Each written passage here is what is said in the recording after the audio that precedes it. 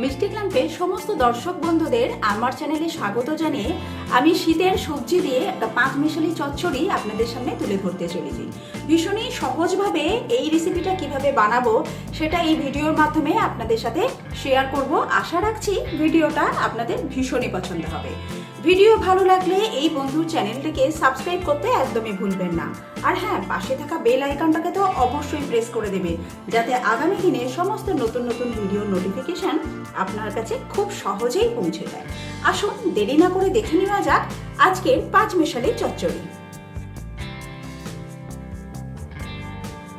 পাঁচমিশালি চচ্চড়ি বানাবার জন্য আমি এখানে কিছু সবজি কেটে রেডি করে নিয়েছি। এখানে আমি নিয়েছি আলুগুলোকে এরকম লম্বা লম্বা করে কেটে নিয়েছি বেশ কিছু গাজরটাকেও এরকম লম্বা করে কেটে নেওয়া আছে। নিয়েছি কিছু ফুলকপি, এখানে আছে শিমগুলোকে এরকম ছোট ছোট করে কেটে নেওয়া আছে। নিয়েছি বেগুনগুলোকেও ঠিক এইভাবে কেটে নেওয়া আছে।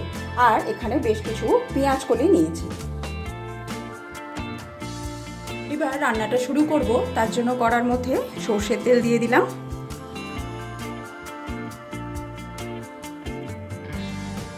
তেল গরম হয়ে গেলে এর মধ্যে দুটো গোটা শুকনো লঙ্কা দিয়ে দেবো, আর সেই সাথে দিয়ে দেবো 5 ফোড়ন।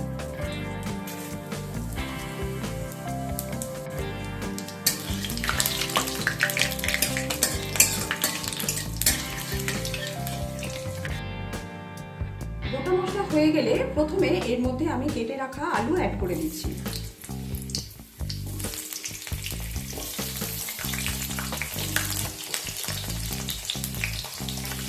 সেই সাথে কেটে রাখা গাজরগুলো দিয়ে দিলাম।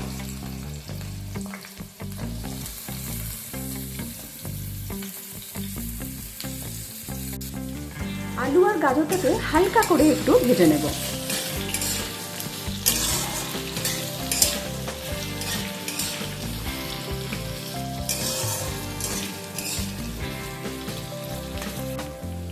খুব হালকা করে আলু আর গাজরটাকে ভেজে নেওয়া হয়ে গেলে এর মধ্যে আমি ফুলকপিগুলোকে অ্যাড করে দিচ্ছি।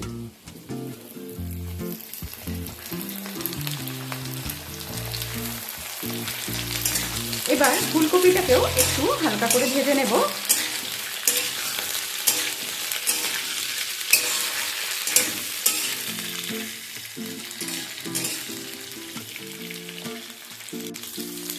এই সবজিগুলো ভেজে নেওয়া হয়ে গেলে বাকি যে সবজিগুলো রয়েছে এই সমস্তগুলো আমি অ্যাড করে দিচ্ছি।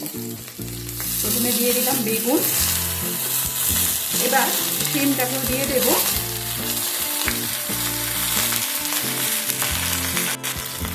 এবার দিয়ে দিচ্ছি কেটে রাখা পেঁয়াজ কলি।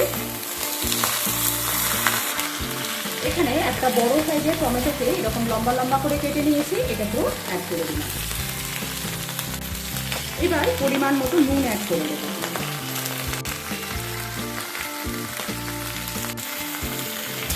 সমস্ত সবজি একসাথে একটু ভালোভাবে নাড়াচাড়া করে নেব।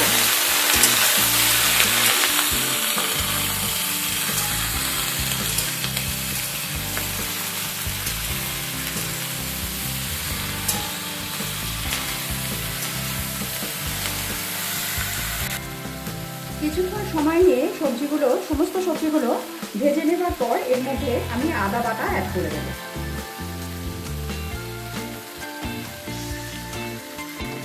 এবার দিয়ে দিচ্ছি হলুদ,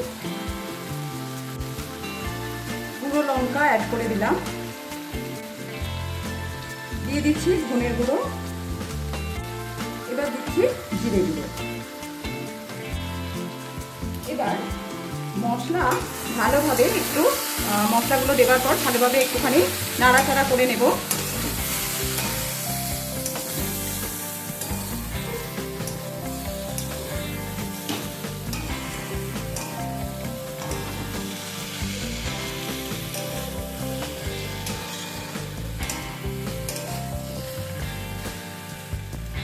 মশলার সাথে সবজি খুব সুন্দরভাবে ভেজে নেওয়া হয়ে গেলে এর মধ্যে আমি জল অ্যাড করে দেব। ভাজতে ভাজতেই দেখুন পরিমাণ কতটা কমে গেছে। এবার এর মধ্যে দিয়ে দিচ্ছি জল।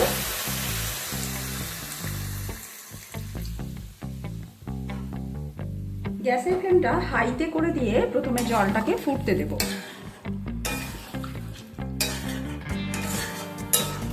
প্রথমেই যেহেতু একদম পরিমাণ মতো নুন দিয়ে দিয়েছি, তাই এখন আর আমি নুন অ্যাড করব না।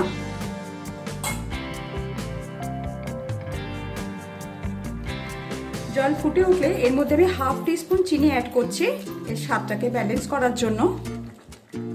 এবার এটাকে চাপা দিয়ে সমস্ত সবজিগুলোকে প্রপারলি সেদ্ধ করে নেব। রান্নাটা যখন হয়ে আসবে নামাবার 2 মিনিট আগে এতে আমি হাফ টিস্পুন গরম মশলা অ্যাড করে দিলাম। মিশিয়ে নেব একবার।